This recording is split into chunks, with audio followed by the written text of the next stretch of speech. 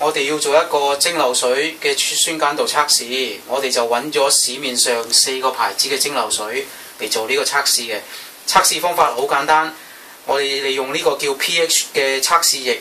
呢個喺邊度買呢？一般喺金魚鋪都有得賣㗎啦。OK， 實驗開始。我哋首先呢，就將4種牌子嘅蒸餾水倒落個膠杯度，半杯就夠啦。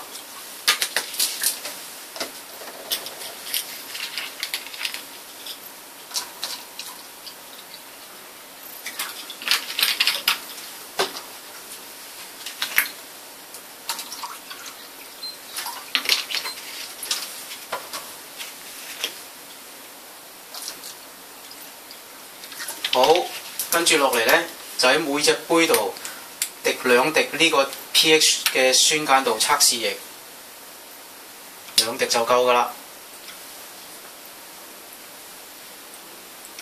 OK， 好，然之後將佢熬勻佢。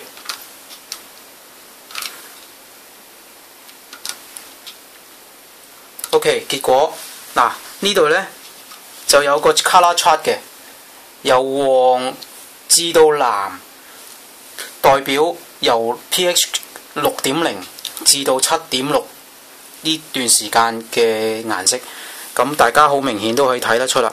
呢4個牌子嘅蒸餾水出嚟嘅結果係呈淺黃色嘅，介乎個 pH 個測試嗰個酸鹼度呢，就介乎6.0至6.2之間嘅。